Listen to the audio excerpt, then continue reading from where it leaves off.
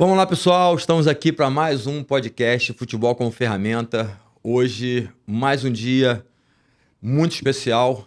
Estou recebendo dois amigos, duas pessoas amigas que um me viu muito novo, muito criança ainda, e éramos da mesma rua e convivemos muito tempo junto.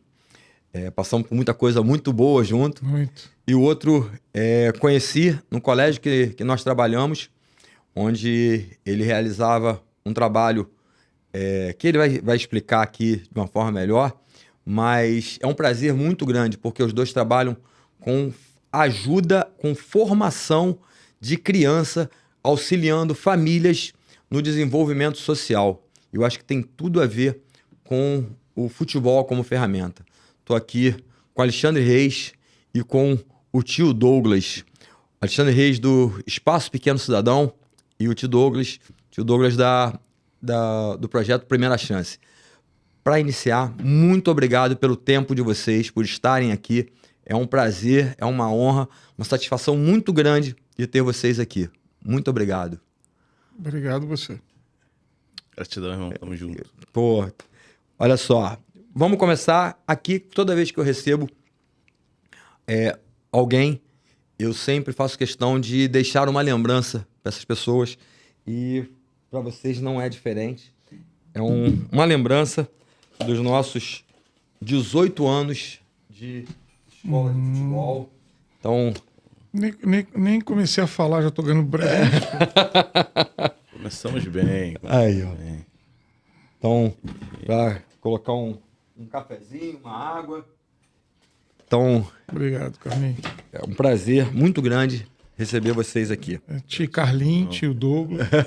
Gratidão. E você também é chamado de tio Alexandre lá muitas das vezes, né, Alexandre? Muito. Vamos lá, pessoal. Primeiro, eu queria que vocês se apresentassem um pouco do projeto de vocês. Por favor. Fiquem à vontade. Para o ímpar? Não, por favor. Os mais velhos, é isso? Tá vendo? Mais experiente. Tá certo. Eu, seguindo o Estatuto do Idoso, que eu já sou um idoso, então eu falo primeiro. Bom, Carlos, muito obrigado aí pela oportunidade, parabéns pelo teu projeto aqui, de estar levando para a sociedade alguns cases. Eu acho que a sociedade precisa de casos positivos, casos de sucesso. E sem contar também pelo teu trabalho há tanto tempo e que sempre admirei muito e sempre falei que você é um educador e não um técnico, né, de futebol, como de vôlei e futebol, como tem muitos aí nas escolinhas, né? E tenho amigos meus que têm filhos que foram seus alunos, né? E isso é muito gratificante a gente ver isso. Eu me chamo Alexandre Reis, nascido e criado na Zona Norte de Niterói, no nosso Largo do Barradas, né, no Morro das Palmeirinhas. Palmeirinha. E hoje, aos 61 anos de idade, a maior parte da minha vida de valores eu aprendi ali onde nós fomos nascidos e criados. E eu acho que isso foi fundamental.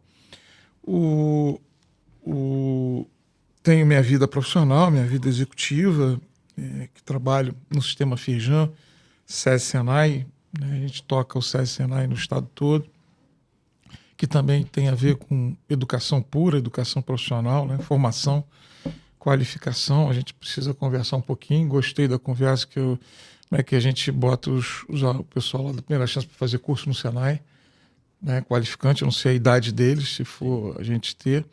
E no SESI a questão da educação básica.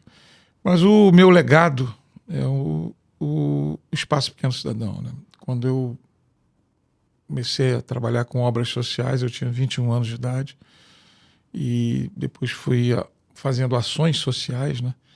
Dia da Páscoa, da criança, Natal e tal, fazendo movimentos em orfanatos, em comunidades, mas efetivamente até quando uma situação interessante de vida, eu adotei um orfanato inteiro em São Gonçalo, apesar de ser em Niterói, mas em São Gonçalo, na Trindade. E aí peguei muitas questões irregulares e aí eu falei, não vou mais ajudar ninguém, vou montar meu próprio projeto.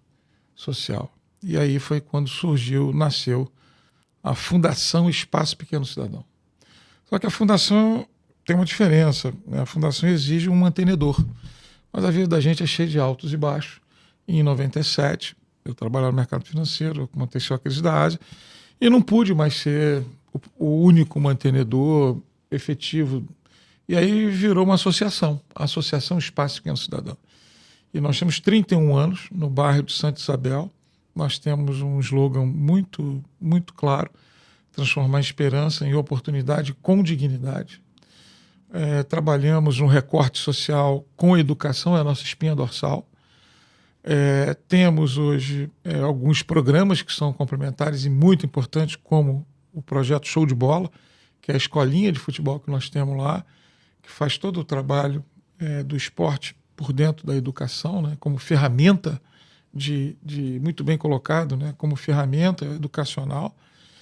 E trabalhamos com crianças de 6 a 16 anos. Então a gente entrega para a sociedade, a criança entre 6 e 8, e a gente entrega para a sociedade uma adolescente com 16 anos com uma visão de mundo diferente do que ela está acostumada a ver.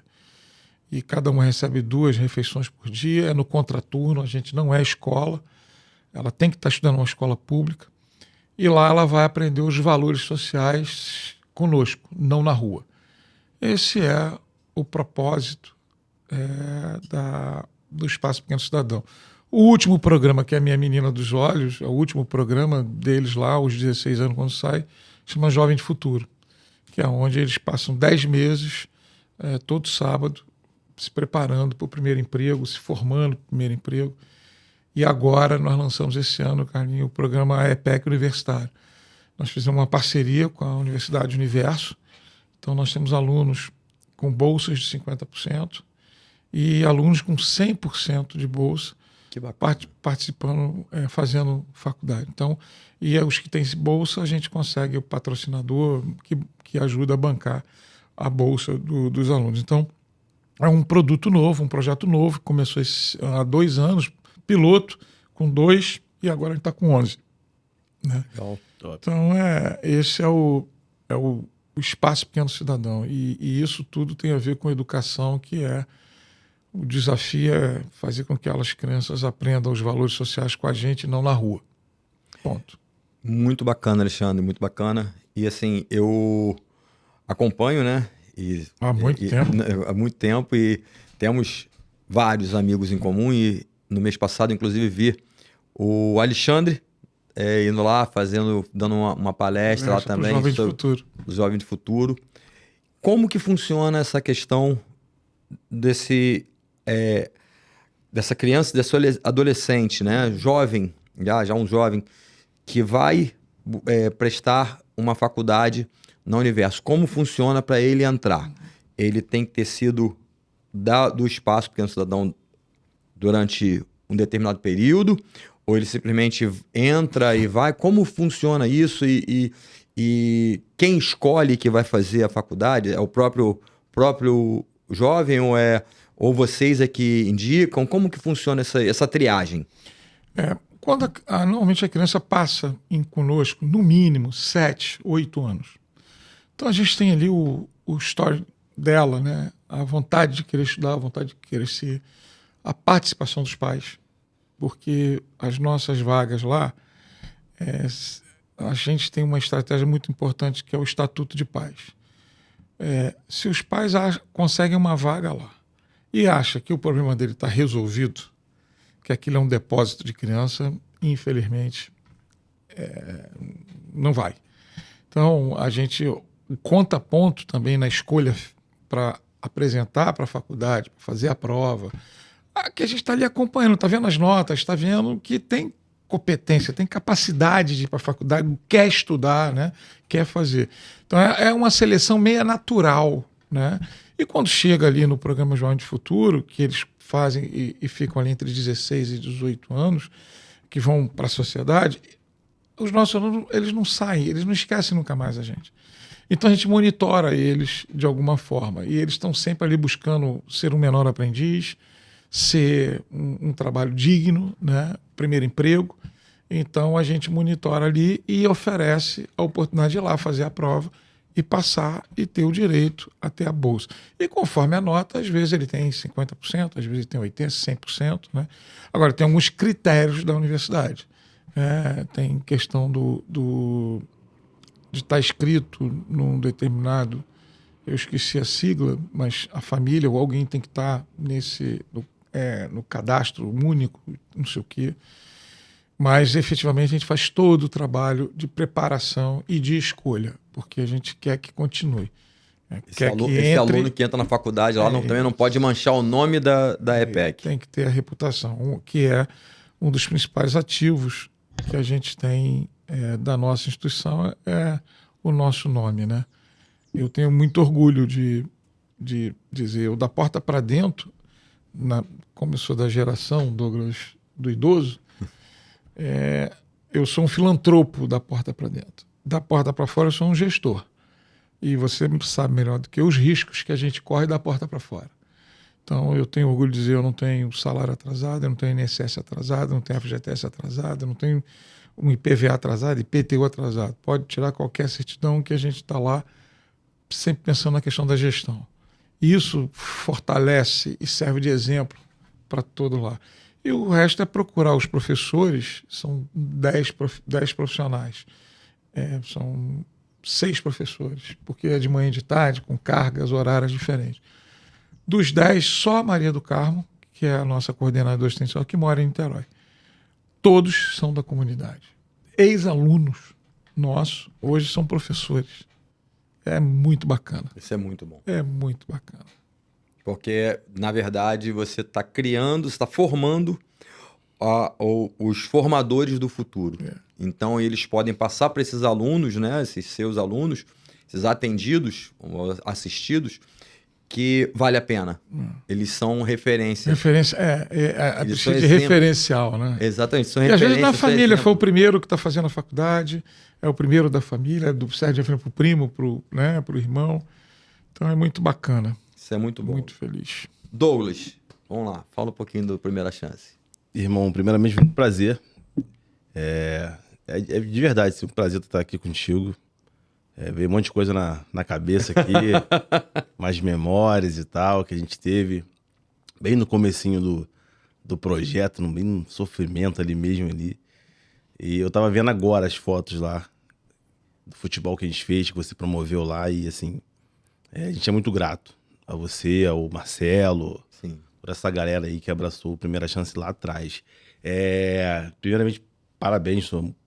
Eu não conhecia o projeto, achei um absurdo eu não conhecer, porque são 30 anos e 30 anos de impacto. Então eu falei, cara, como é que eu não conheço esse projeto? Aí passei um bom tempo stalkeando aqui, olhando tudo, observando. Então, assim, parabéns mesmo, de verdade, muito, muito bacana. Trabalho bem sólido, assim, bem sério. Dá pra ver que é bem sério. A Primeira Chance, cara, ali, ele veio de uma dor, né, cara? Ele não... Eu nunca na minha vida imaginei ser um líder de um projeto social. Nunca passou pela minha cabeça nada disso. Nada. Se você me perguntar qual eram os meus planos, era ser jogador de futebol para conseguir ajudar a família, tentar fazer alguma coisa assim. Faculdade nunca pensei. Se der para terminar o sonho. Se der para terminar o ensino médio, termina. Se não der, não termina também. Então, essa era a realidade. Então eu não planejei o Primeira Chance, nem... eu não planejei o encontro com ele. Ele que me encontrou num momento bem complicado e aconteceu. O Primeira Chance é basicamente isso, praticamente tudo que você falou. Primeira Chance. Para fazer um resumo... E muita gente pergunta por quê. E é a primeira chance para não precisar da segunda. Dentro da comunidade tem muito isso, de segunda chance, né? Muita gente não tem tempo da segunda chance. E a gente sempre escutava isso. Tipo, fulano foi preso. Pô, tem que ter uma segunda chance. Fulano fez uma escolha errada. Pô, tem que ter uma segunda chance. Fulano aconteceu... Pô, que tanta segunda chance é essa? E aí, eu seria mentiroso, eu seria hipócrita se eu te dissesse que eu planejei um nome. Também não planejei nome nenhum. Alguém me perguntou qual era o nome. O que é isso aí? Primeiro que eu não sabia que era um projeto. Uma mãe do Marília, que falou, você é o garoto que tem um projeto social? E na minha cabeça eu falei, o que é projeto social? Tem as crianças lá, eu falei, sou eu mesmo. O projeto social sou eu. Eu nem sabia que o nome era esse. Eu simplesmente comecei. Geograficamente falando, estar no Marília, quando tudo aconteceu, foi Só para aqui deixar claro para todo mundo que está nos assistindo, o Marília é o Colégio Marília Matoso. Que eu trabalhei durante 22 anos e enquanto conheci o Douglas lá. São domingos. Então, Primeira Chance é quase que uma escola, no contraturno também, que oferece violino, balé, futebol para as crianças, basicamente para abrir os olhos mesmo, para que elas venham entender que existem outras oportunidades, que existem outras coisas que você pode fazer e que você pode ser o que você quiser. Assim, você falou uma coisa muito, muito importante. Tu nunca pensou, tu nunca criou nunca criou a sua missão para que eles se tornassem atletas. Eles poderiam... Consequência. Então, assim, o Primeira Chance, ele tem balé, mas eu nunca sonhei que ninguém fosse bailarina, não. Se eu disser para você, eu tô mentindo. Eu não tenho balé para que elas se tornem bailarinas, não tenho tênis para que se tornem tenistas, violinistas, futebol, nada disso. Só que eu acho muito difícil você convencer uma criança do Complexo da Coruja, que faz inglês, tênis, balé, futebol, que ela não pode ser o que ela quiser ser. Essa é a intenção. Mostrar esse mundo para ela, entupir ela com todo esse conteúdo, a ponto dela entender que, apesar de tudo que está ao redor dela ali, ela pode ser uma bailarina se ela quiser. Ela pode ser uma tenista se ela quiser. Dificilmente você vai conseguir convencer algum aluno que ele não pode ser. A criança que começa o balé hoje, Carlinhos, você vai perguntar, o que você faz aqui? Ela vai te falar toda feliz. Eu faço balé, eu sou bailarina, eu sou isso e aquilo, tá? Com 4 anos, 3 anos de balé, você fala assim, o que você faz aqui? Ela falou, eu sou bailarina. Eu faço balé, eu faço inglês aqui. Ela já entendeu aquilo ali e aquilo ali faz parte dela. Não é mais uma novidade, algo que era muito distante. Ela passa a entender que tudo que era quase impossível, hoje é natural ela ter a esperança de conseguir chegar. Faz parte do DNA. Passou a fazer parte do DNA. Ela acredita. Isso é muito importante. De fato que ela pode. Desculpa te interromper. Sim. E isso é fundamental. Sim. O fato dela entender que ela pode. Sim. E ela pode, como você falou, o balé, o violino, o inglês. Se ela pode fazer isso, ela pode qualquer coisa. Isso é muito bonito. Isso é muito bacana. Eu acho isso muito bonito, assim, cara. Muito lindo. Nós temos histórias totalmente diferentes, distintas. Só que no final, a gente já tem a mesma missão e essa missão... Essa missão vai alcançar as pessoas que precisam da mesma forma. As causas podem ter sido diferentes. Sim. Mas o propósito é o mesmo. É porque tem gente que tá em casa assim... eu queria fazer. Eu queria muito ajudar. Eu queria fazer. Mas eu não tenho tempo. Você também não tinha. Você tinha teu trabalho, você tinha tua família, profissão.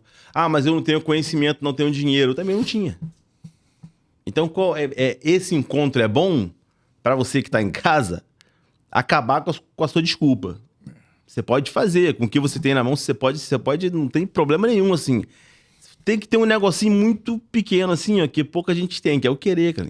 Eu tenho que querer, ter um propósito. Eu tenho que querer fazer. Douglas. Isso tem que queimar dentro de mim todos os dias. Ó, lá na comunidade, fora da comunidade, existe há muitos anos já. A gente tem... Primeira Chance está lá há 10 anos. Há 10 anos, existe abaixo-assinado, existe tudo. Tu tem que vir para política, tem que fazer isso, tem que fazer aquilo. A minha resposta sempre foi muito simples. Todos os dias eu acordo com Primeira Chance queimando no meu coração e pensando o que eu posso fazer para melhorar. eu nunca acordei com a política queimando no meu coração, pensando por que eu deveria ser ou não. Isso nunca passou pela minha cabeça. Então, se não queima no meu coração, e sei lá, queima no seu, então faça você. Se candidate você. A minha missão é a primeira chance, é isso que queima. Então, acho que a gente tem que fazer o que tá aqui, o que tá pegando fogo dentro da gente. Você falou uma coisa, quer dizer, a gente escuta muito isso, mas tudo é a questão, tudo que a gente entrega hoje é uma consequência, né? E essa questão da política, eu tive muitas oportunidades de comprar a propriedade, de ver a propriedade em Niterói. Mas eu tinha um medo danado, porque eu tenho muitos amigos políticos, e mais cedo ou mais tarde iam tentar me usar. Por isso eu fui para São Gonçalo. Por isso a gente foi para São Gonçalo. Ninguém me conhecia. Em Santa Isabel, cara, há 31 anos atrás, tinha 5 telefones, 1 orelhão e 4 residenciais. Pra você ter ideia. É totalmente, assim, uma comunidade carente, mas era com a cara mais rural, menos urbana. E tudo isso tem uma história, né? Que quando bate na gente, a gente lembra as consequências, né? Hoje as pessoas veem a gente hoje e acham que é com muita facilidade. Sim. Mas eu comecei a trabalhar tinha 11 anos e meio, vendendo picolé do China, vendendo rosquinha, entregando marmita da Dona Marina, a avó do Anderson. Assinei minha carteira aos 14 anos trabalhando de office boy. As pessoas não conseguem entender isso. Né? A trajetória. Papai sofreu da doença do alcoolismo. Meu primeiro projeto social, sabe qual foi que eu me envolvi? Quando eu fui para o Alanon, que era um programa que é para familiares dos adictos, para viver melhor com aquele problema. Sim. E ali estava nascendo o Alanon, que são projetos para os familiares, né? Eu abri diversos núcleos de Alanon por núcleos de AA espalhados, São Gonçalo, Niterói, Baixada, que estava começando, que o nosso foi o primeiro aqui no Abel. O primeiro Alanon foi aqui no Abel. Então, ali, você começa a sentir a coisa, né? E aí, depois que entra no DNA, mano, não sai.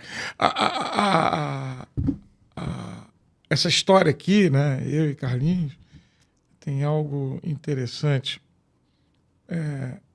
Botafoguenses.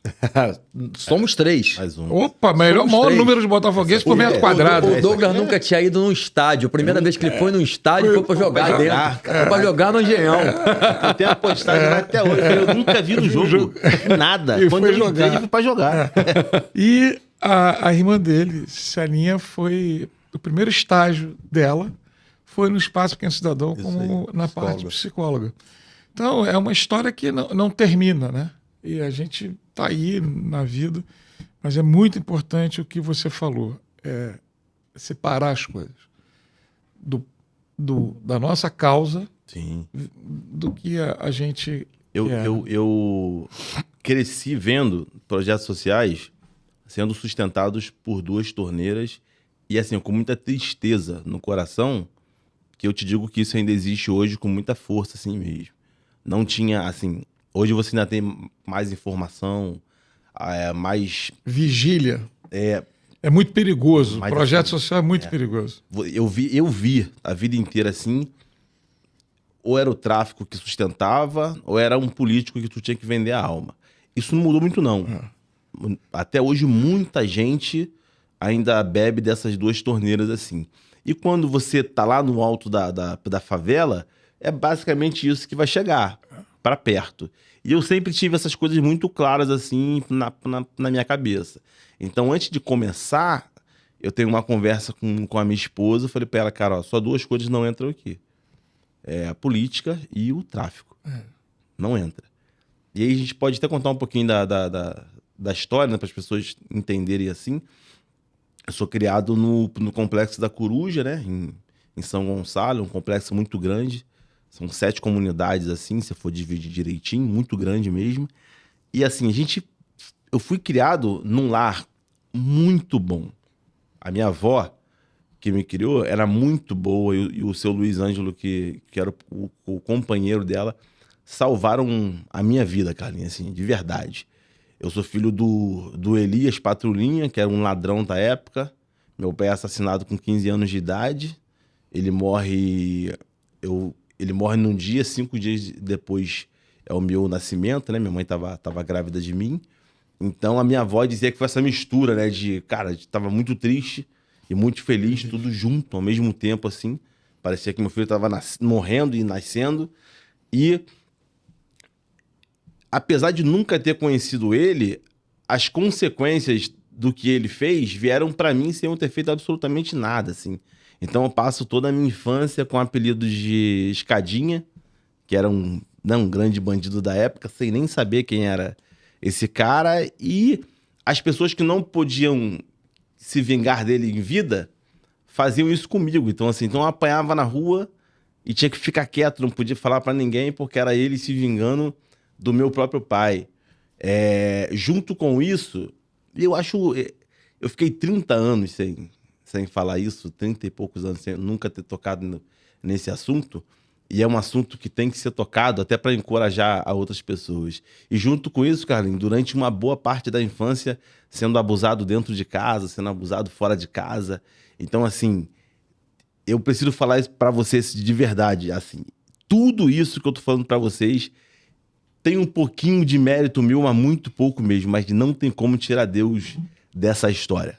Não tem como. O Primeira Chance, Tio Douglas, tudo para mim, assim, é Deus mesmo, cara. Foi ele que fez, ele que cuidou de tudo, ele que... Eu não tinha conhecimento para nada, eu não tinha capacidade de fazer nada disso. Eu era emocionalmente desestabilizado, assim. Então, passar toda a adolescência até a fase adulta, se esquivando de tudo, sem nunca ter usado droga, sem nunca ter praticado nenhum crime, nunca ter entrado para tráfico, nada.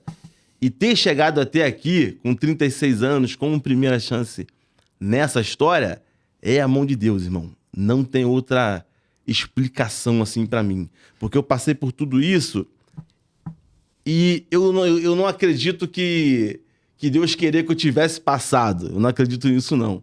Mas eu acredito que teve um propósito no meio, porque eu consigo olhar para uma criança hoje e entender aquilo ali. Eu sei porque tu é assim.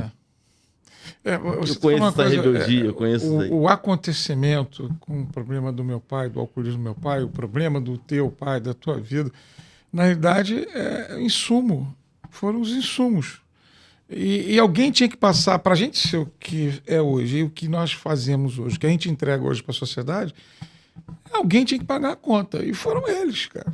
A realidade é essa. Né? Eu costumo dizer que... Jamais eu ia começar a trabalhar com 12 anos de idade, 11 anos e meio de idade, se não tivesse o problema do meu pai. Qual motivo eu teria para começar a trabalhar com 11 anos e meio, 12 anos? Nenhum. A realidade é essa. Eu costumo dizer que era uma conta que eles buscaram porque não precisava.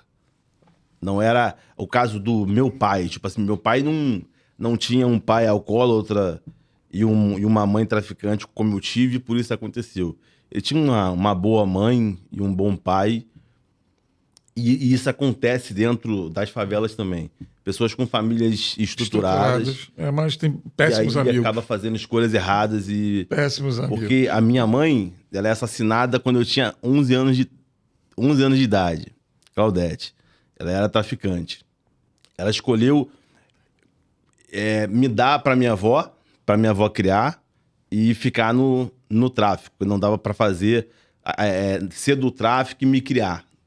Né? Foi meio que uma proteção e acabou escolhendo aquilo ali. Só que dentro da comunidade, dificilmente você olha aquilo ali como uma coisa ruim. Geralmente, na maioria das vezes, você olha o traficante como uma coisa positiva. Dificilmente você vai olhar ele como uma coisa negativa. Ele é o cara que mata, é o cara que arranca a cabeça, é o cara que bota fogo nas pessoas. E ainda assim, porque você não vê isso aí. Essas coisas acontecem num lugar isolado. Então você não vê ele queimando a pessoa, você não vê... Já aconteceu, mas são fatos isolados assim. Você vê o cara que faz a festa. O cara que dá o chocolate, o cara que dá a bicicleta que você nunca teve na vida, o cara que pergunta se tá precisando de alguma coisa, bota o gás na casa, que paga o remédio. Esse cara você vê. ele bate na sua porta, precisando de alguma coisa. Hoje isso diminuiu, mas era muito forte. Isso, como se estivesse cuidando de você. Então você olha aquilo ali de maneira positiva. Pô, legal. A minha mãe, Carlinhos, ela era a traficante que não matava, que não batia, que salvava. Então pensa como é que foi mais difícil ainda, porque ela era idolatrada. Quando você tem o pai e a mãe ali que ninguém gosta, fica um pouco mais fácil de você entender quem ele é. Mas a minha mãe era uma celebridade. Até hoje, as pessoas choram assim quando me... Cara, você é filho dela, começa a chorar e tal. E pra desvincular isso, foi no enterro dela, pô. Que matam ela, eu tô olhando pro caixão ali e tal, todo mundo chorando. Desesperador, enterra, não enterra, fecha caixão, abre. Parecia uma celebridade mesmo, assim. E aí eu perguntei pra minha tia com 11 anos, eu falei, cara, se minha mãe era tão boa, por que mataram a minha mãe, então? Por que ela morreu? Por que ela era traficante? E eu não tive essa resposta porque minha tia não soube nem o que falar na hora. E eu entendo, Carlinhos, que pessoas boas fazem escolhas ruins. Eu conheço muita gente que tem um talento do Messi no pé e tem um fuzil na mão. Nós também passamos por isso, né, Alexandre? Nós vimos muito garoto, muito bom de bola lá Não é? lá na Palmeirinha. Muita gente que poderia ter seguido outro rumo se tivesse um pouquinho mais, de repente, de ações Sim. iguais às de vocês. Ou uma que na época não existia escolinhas de futebol, né? O que a gente fazia era juntar grupos e jogar. Vamos juntar aqui, vamos jogar, ou então você vai para um clube para jogar. Se tivessem projetos, se tivessem escolas estruturados, pessoas realmente bem intencionadas, formadas, que entendessem que o esporte, e aí eu estou falando futebol, mas o esporte como uma ferramenta de inclusão, de desenvolvimento social, olha só, você para jogar aqui precisa estar estudando, precisa que você esteja na escola, precisa tirar boas notas, precisa que você, se tivesse isso, com certeza alguns amigos nossos não teriam morrido cedo, né? Não é nem continuado, nem ter entrado para o tráfico. Nós vimos o que você está falando, Douglas, nós vimos também muito lá na Palmeirinha, pessoas, né, que eram do tráfico, que eram envolvidas com o tráfico, pessoas boas, pessoas realmente boas. E alguns foram nossos amigos e depois se perderam e ficaram pelo caminho e vieram a falecer, vieram a ser executados, né, porque tomaram decisões erradas e outros estão presos e outros estão fugidos, estão foragidos. Então essa é uma realidade que a gente passou, a gente viveu. Mas vamos lá, deixa eu tocar Só completando o que você falou, que é muito importante, as oportunidades das escolinhas e como a tua, por exemplo, e como tantas outras, é uma palavra-chave nesse jogo, chama-se formação. Né? E hoje existe uma diferença muito grande de escola do passado com escola hoje. Sim. E para mim, entre um elo e o outro, tem uma coisa chamada formação. Eu acho que hoje grandes escolinhas permitem ter esse verbo do formar o caráter, formar a personalidade, independente se ele vai ser um atleta de alta performance ou não. Ponto. Perfeito. A gente bate muito nessa tecla, principalmente de pais de crianças mais novas que ficam muito naquele sonho de levar o filho para levar, vou botar no time tal porque o time tal tá vencendo, vou levar pro time tal porque o time tal tá sendo campeão, vou levar pro time tal porque o time tal tá... E aí perde-se a relação. Eu tenho o prazer de dizer, e isso aqui vai pro ar, e no mês passado, há um mês atrás, dia 27 do mês passado, nós estávamos com 3 mães aqui, porque eram em comemoração ao Dia das Mães, e fiquei muito feliz com o relato das mães, de falar sobre a formação que é dada na minha escola. E não é dada por mim, é dada pelos professores, pelos profissionais que trabalham comigo lá. E desses profissionais, 2 profissionais foram meus alunos de colégio, de escola, e hoje a minha coordenadora trabalha comigo desde 2018, 17 para 18, e o outro está comigo já desde a época da pandemia, está lá também trabalhando comigo, que é na verdade, antes da pandemia, que é um ex-aluno também. Então, assim, formar cidadão, ajudar, auxiliar na formação educacional é muito mais importante do que pensar em ser campeão. Eu quero que meus alunos no futuro me vejam, me encontrem, eu os encontre e, assim, campeão na vida. Não é no campeão de levantar um título.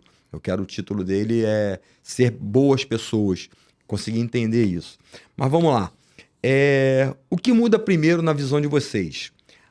Na vida de um jovem, quando ele entra para um projeto social? O comportamento, os sonhos ou a autoestima? Na EPEC, a gente, como a porta de entrada é de preferência ali, porque a gente trabalha de 6 a 9 anos, porque ele fica conosco até 16, o comportamento. Por quê?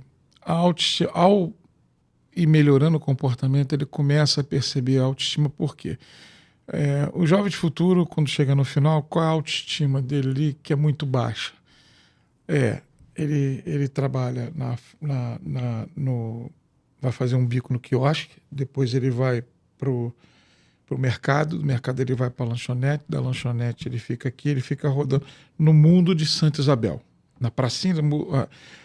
O ápice dele é juntar um dinheiro para comprar uma moto normalmente roubada, para virar mototáxi, iFood e botar a menininha na garupa para dar um rolê. E você...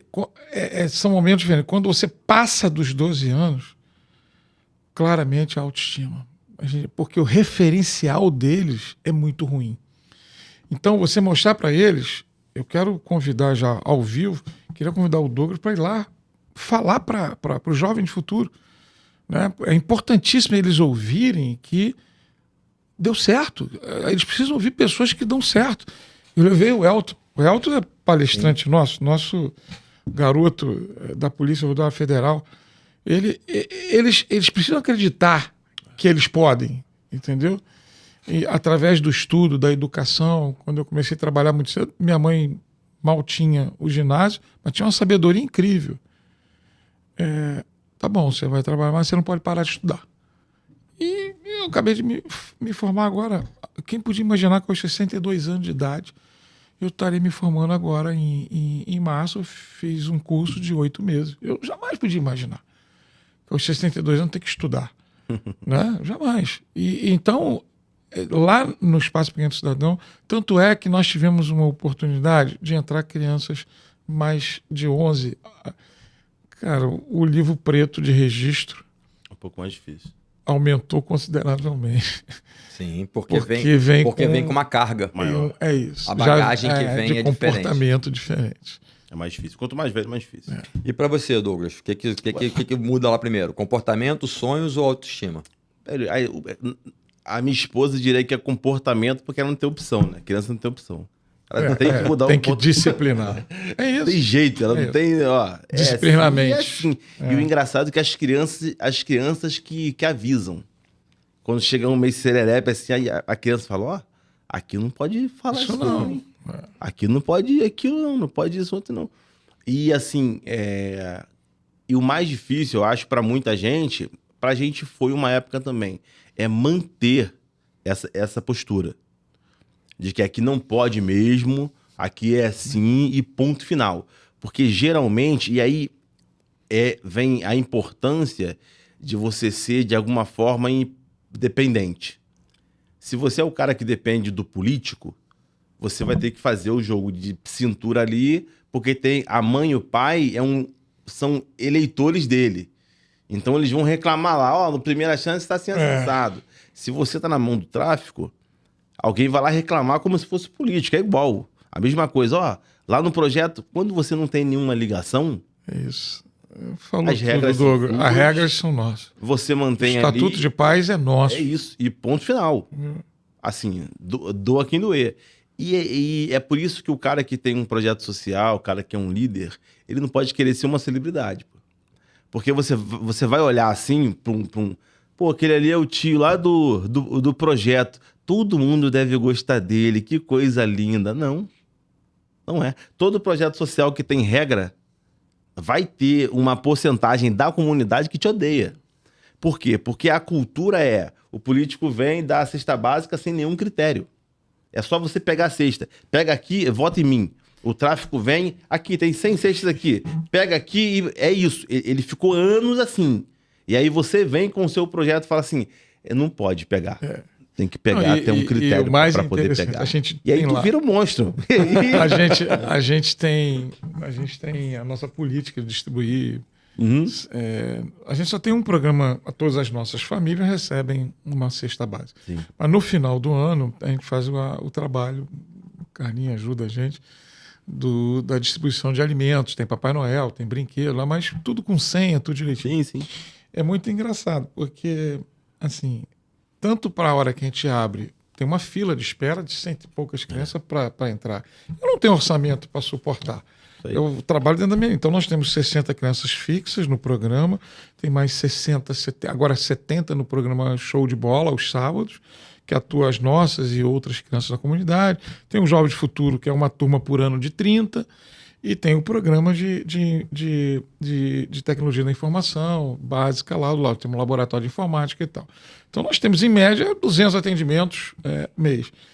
É muito engraçado que, de repente, chega alguém lá e diz assim, eu sou assessor do vereador tal, deputado tal, chega um presidente de associação de moradores, chega lá e dá carteira, diz, eu quero 30 vagas. Exatamente. Ou então chega lá, eu quero 50 cestas, eu quero 100 senhas de cesta, eu quero...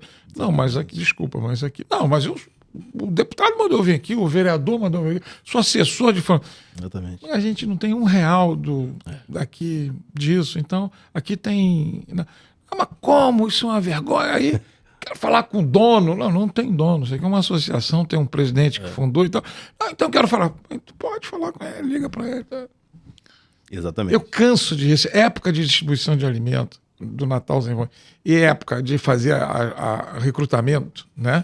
Dentro das regras, tem a família, tem entrevista, vê as condições todas, né? Ih, rapaz, toda hora tem carteirada.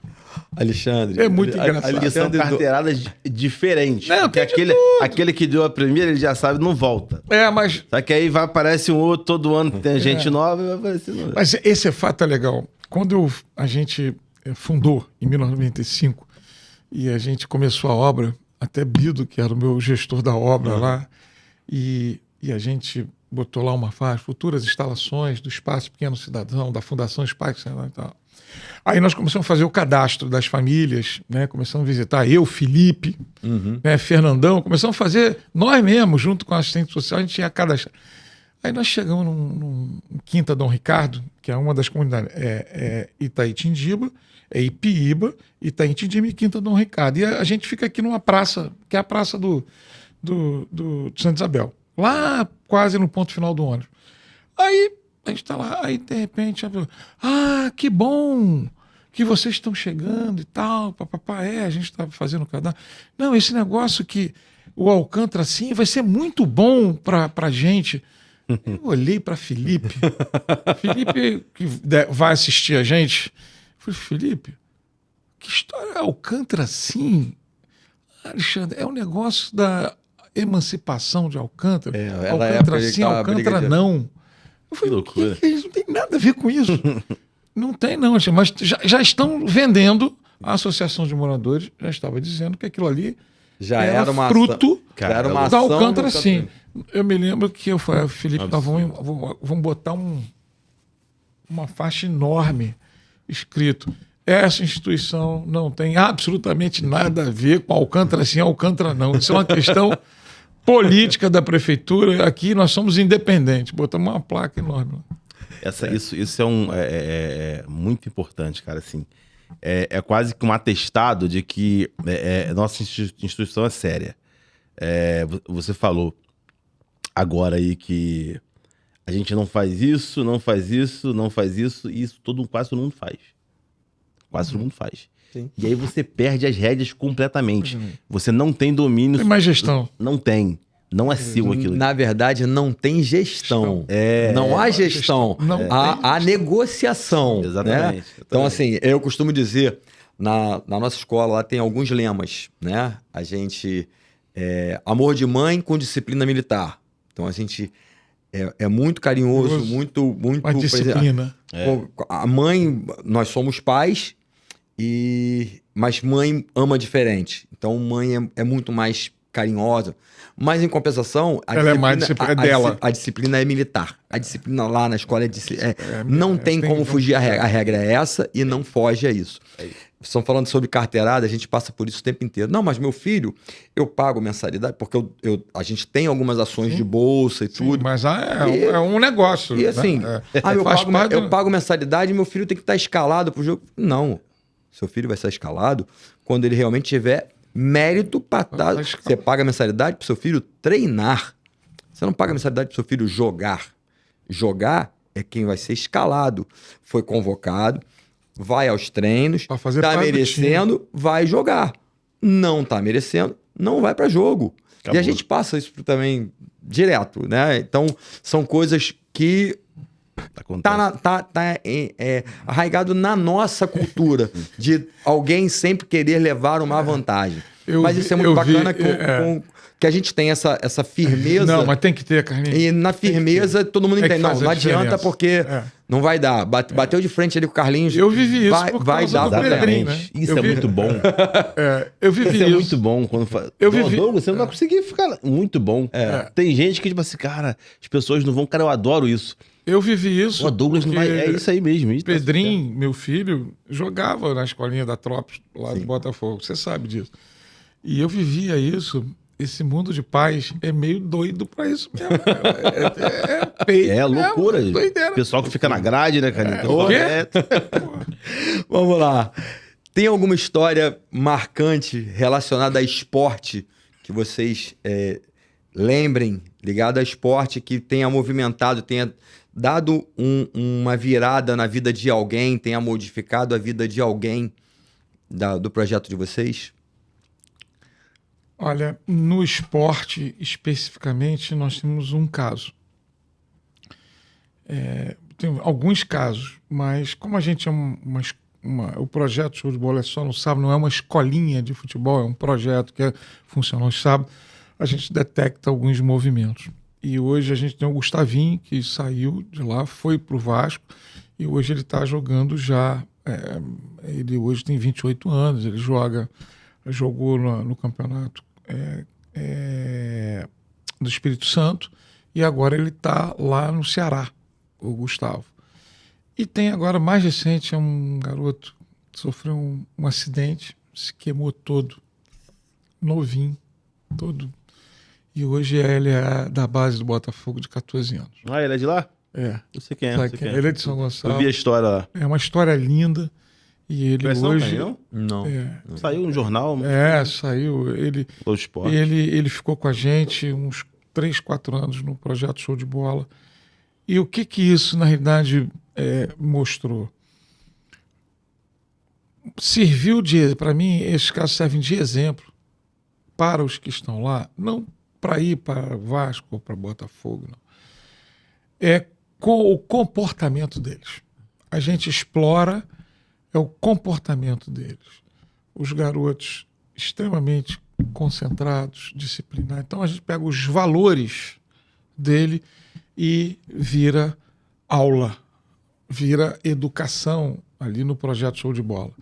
É isso que a gente cobra do nosso instrutor, é isso que a gente cobra dessa questão de como é que a gente introduz, né? Porque o esporte por dentro da educação, para mim, principalmente as soft skills, quando as competências humanas, os valores humanos, principalmente o esporte coletivo, quando você vai para o esporte coletivo, a responsabilidade, o trabalho em equipe, a disciplina, né? O respeito, principalmente, E aí, quando vem para o mundo corporativo, que às vezes ele não segue a carreira de um atleta, ele vai ter que trabalhar. Sim. É isso que está fazendo diferença hoje. E eu acho que não tem, principalmente depois da Covid, ficou claro que o esporte coletivo, como ferramenta de educação, faz uma diferença enorme na formação da criança, né? De novo, na formação, né? É isso para mim que faz a diferença. Lá no SESI, a gente lançou o projeto Esporte na Escola. Nós já estamos com mais dos 15 mil alunos que nós temos na educação básica, já tem 3.500 que estão participando. É completamente diferente. Tem o atleta de futuro dentro das comunidades. Faz uma diferença enorme o projeto Atleta de Futuro. E esse já tem muita gente. O professor Adriano, que é o coordenador, que é aqui de São Gonçalo, monitora muito isso. A gente tem acompanhado para justamente contratamos agora o Giovanni, que vai fazer um trabalho de alta performance, porque tem alguns que, né, a gente já... Sim. Pô, ele bateu o olho e falou, ó, isso aqui, né? Então a gente vai fazer um trabalho. Legal. Mas eu acho que é isso, é traduzir, como é que tropicaliza a ferramenta para formação de valores. E são esses valores que daqui a 5... Aí entra o sonho, né? Não de ser um jogo, mas um sonho que é o seguinte, o que eu falo na IPEC, quando bate 16 anos do Projeto Show de Vida, eu faço uma pergunta no sábado, quando eu vou lá, a primeira palestra é minha. Não precisa me responder. Olha a sua vida hoje, tudo que você tem em torno de você. Daqui a 10 anos você quer ter a mesma vida? Se você está feliz com a vida que você tem hoje e você quer ter daqui a 10 anos, você não precisa voltar sábado que vem. Tá tudo bem. Me ajuda a te ajudar. Você não precisa voltar sempre. Por que você vai perder a balada de sexta? Vai perder aqui de 8 às 2, de 8 a 1, de sábado, vai acordar cedo. Para quê? Se você está feliz com o que você tem hoje, que a sua vida é maravilhosa, e daqui a 10 anos, se eu tiver igual, tá ótimo. Quer dizer, você perdeu a ambição, você perdeu a vontade de crescer. Qual é o teu projeto de vida? E é isso que a gente leva fortemente nos conceitos do Espaço Pequeno Cidadão. Grandes valores, grandes metas. É isso. Grandes valores, grandes metas. Você tem pequenos valores, você tem pequenas metas. Eu aprendi muito na minha vida pessoal, profissional. A sorte, para mim, ela tá assim, muito atrelado, Carlinhos, à quantidade de horas que você trabalha. Com certeza. A sorte vai chegar. A probabilidade da sorte, para mim, tem a ver com a quantidade de horas que você trabalha, que você se dedica, que você se doa para fazer o que você quiser. E efetivamente, Douglas, quanto mais a gente faz o bem, um Deus em qualquer lugar, de qualquer tipo, não importa qual Deus, ele te devolve o bem. Pode ter certeza disso. Para eu não esquecer, que eu acho que eu tenho um TDAH, acho que é de verdade, eu acho. Eu esqueço legal mesmo. Você falou uma coisa muito, muito importante aí, que você tem uma fila de espera muito grande, mas não consegue atender o que eu consigo atender é X. Cara, eu falo isso sempre, assim. E eu acho que isso é que passa a seriedade do trabalho, porque a moda não é essa. A moda é você ter um monte de gente que você não consegue atender, que você vai tirar fotos, que você vai postar, que você vai vincular o projeto como a quantidade de gente ao sucesso. Ao ter muita gente aqui, significa que o meu projeto é muito bom, só que você não passa qualidade nenhuma para ele, que você não consegue. Então, hoje também existem muitos projetos, não, de futebol, inclusive, que é só para ter número. Sim. Tu vai olhar, tem uma quantidade de crianças gigantesca, uma bola no meio daquelas crianças ali e o professor no WhatsApp. Já vi muito, assim, muito mesmo. Não é querendo julgar, tal, bater na mesa, não. Mas é um fato. Existe muito. E, assim, eu tenho um caso que eu posso citar para você, que você vai lembrar, que é o da Carolina. Pô. Carolzinha. A Carolina, na mente da Carolina criança, como é que vai ser tua vida? A minha vida vai ser bala a vida toda. Eu vou vender bala no sinal a vida inteira. E o que muda a mentalidade dela? O futebol, pô. O futebol muda a mentalidade dela. O acesso ao primeira chance, as conversas, né, a troca de ideia, ao tratamento. Após isso, você consegue ir lá era No Graguatá, no CTTC. CTTC ainda. Então já tem uma ideia que, cara, eu consigo, ó. Eu tava aqui, fui para um outro lugar, tô sendo valorizado aqui, é legal para mim. Hoje ela tá no Caramba. Projeto Caramba. Vai não sei para onde aí. Tá jogando, joga competições na federação e tudo. Exatamente. Futebol feminino. Tá lá. A Carol tá o quê? Quase 18. Não, que uns Carol 15, deve ter uns 16. 16 anos. Mas... E aí alguém me ligaram lá, pô, eu te dou só pra te avisar, só. A gente perguntou pra Carol aqui hoje, como é que ela começou, por que ela quis e tal. Aí ela citou. Quando eu era pequenininha, lá no Tio Douglas, tal, no projeto. Então, assim, às vezes, com uma pergunta dessa, não você, que eu sei que você esperava exatamente essa resposta aqui. Mas em outro lugar, vão esperar. Pô, tá no Flamengo. Não. Tá no não sei aonde. Não, cara. A Carol, simplesmente, o fato do contato com o futebol, com o Carlinhos... A perspectiva de vida dela. Mudou. Abriu-a. Senão ela estaria... Várias vezes eu encontrei com ela no sinal aqui do Plaza. Ela com o irmãozinho mais novo sentado no meio-fio e ela vendendo bala. Menina, você joga bola. Você é pra ser jogador de futebol. Você não é pra estar vendendo bala. Exatamente. Mas aí tem a questão da família que pressionava também pra vender bala. Ficava aquele... Né?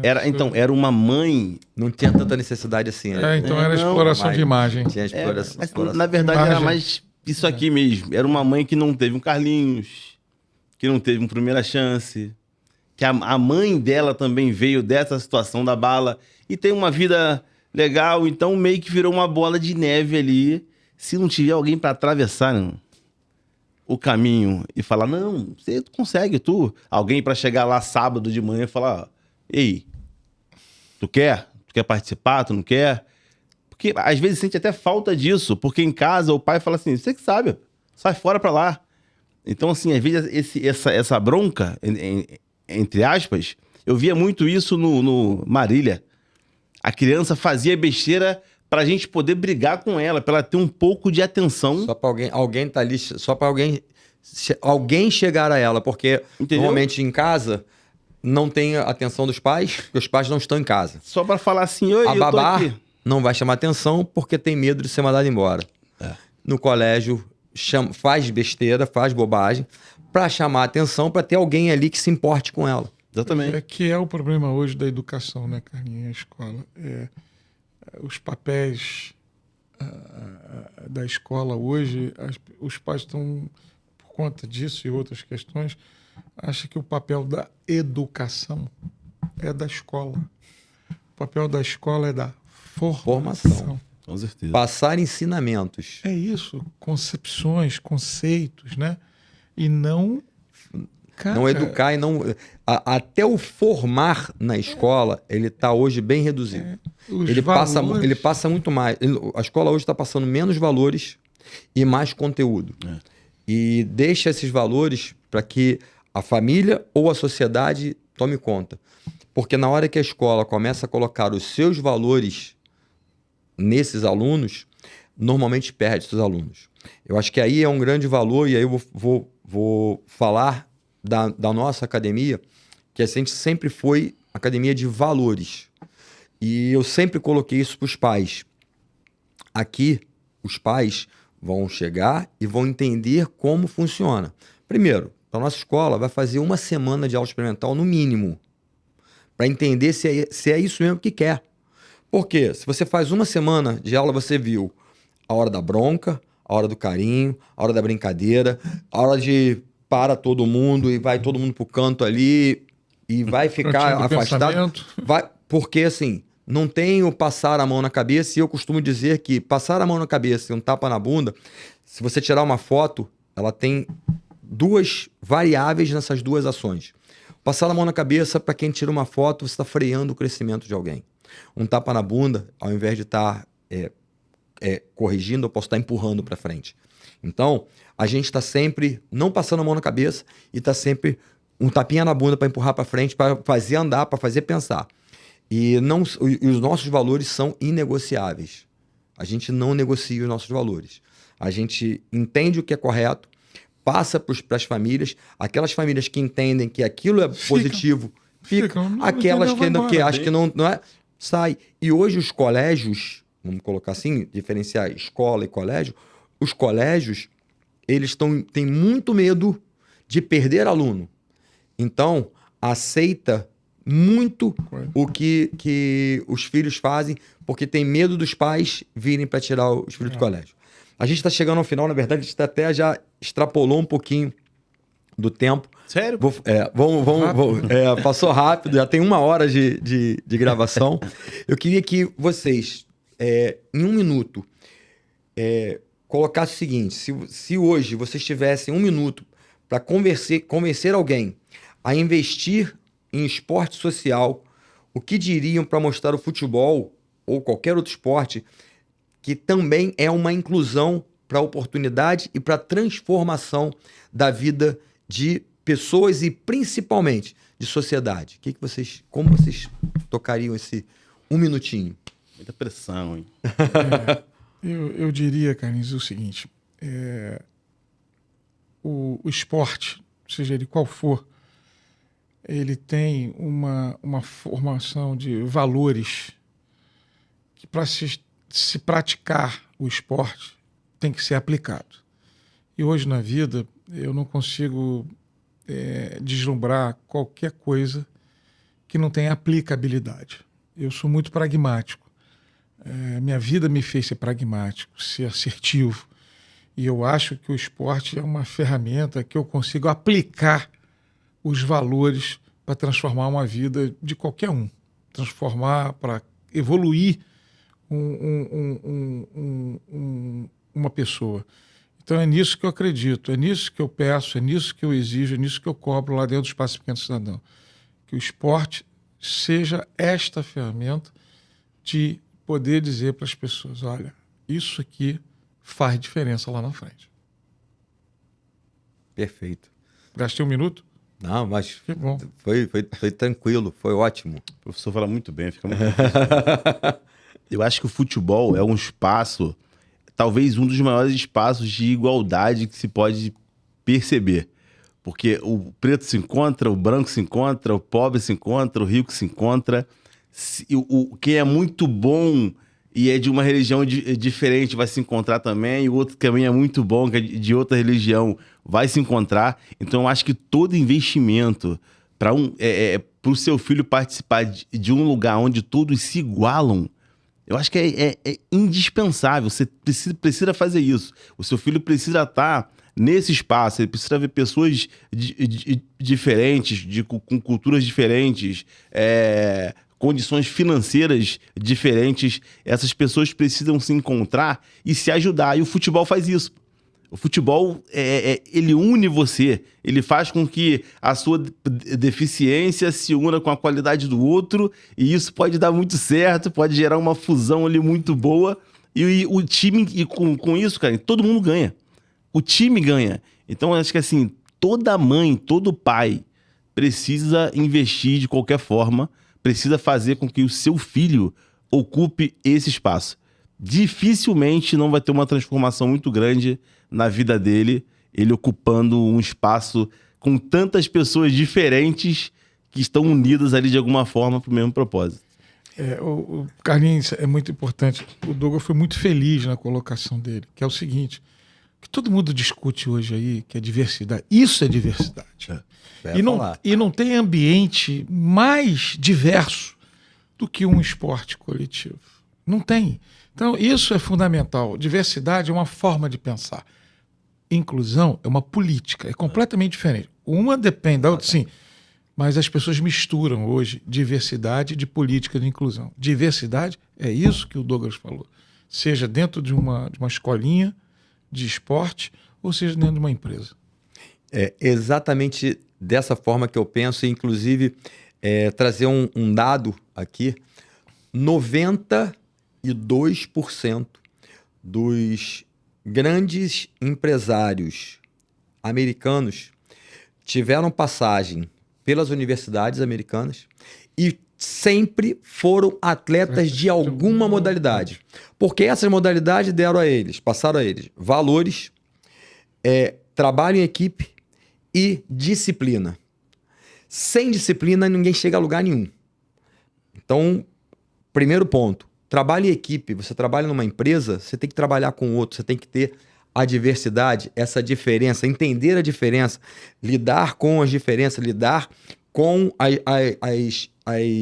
os pensamentos diferentes, mas que, na verdade, quando se pensa com um objetivo único, as vaidades elas vão se complementar, vai haver uma sinergia, se trabalha em equipe, as coisas vão funcionar e a equipe faz com que a empresa ganhe.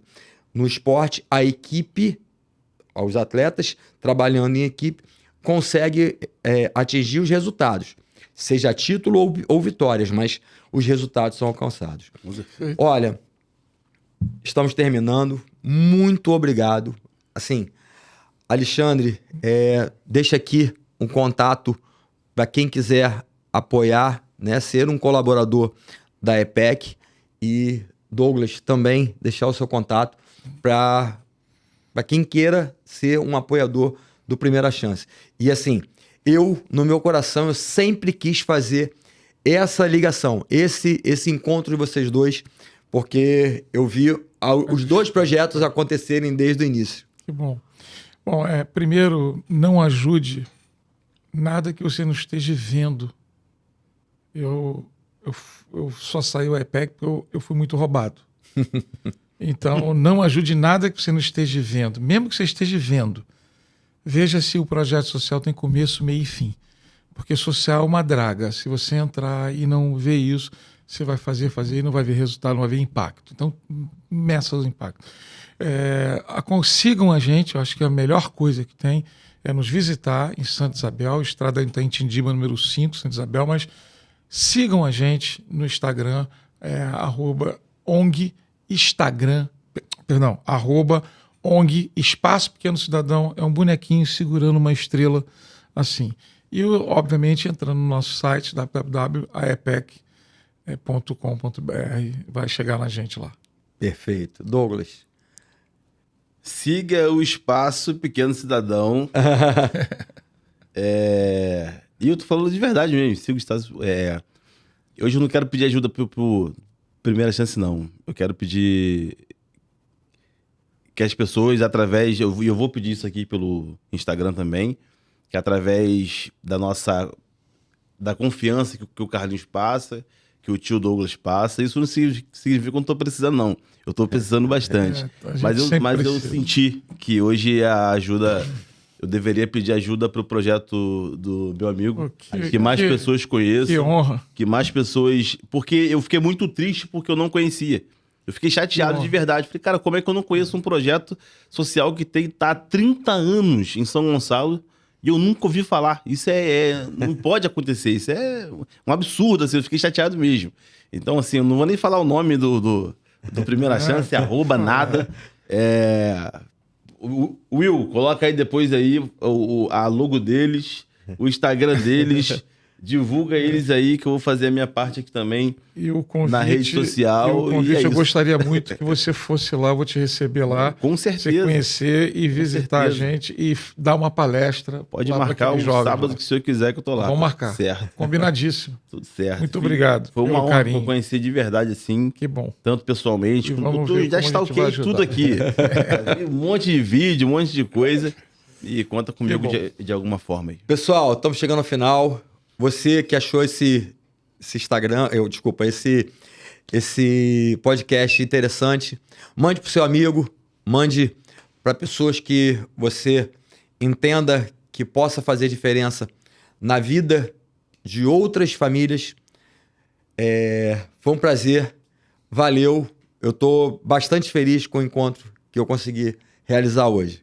Grande abraço, pessoal. Tamo junto, obrigado. Show.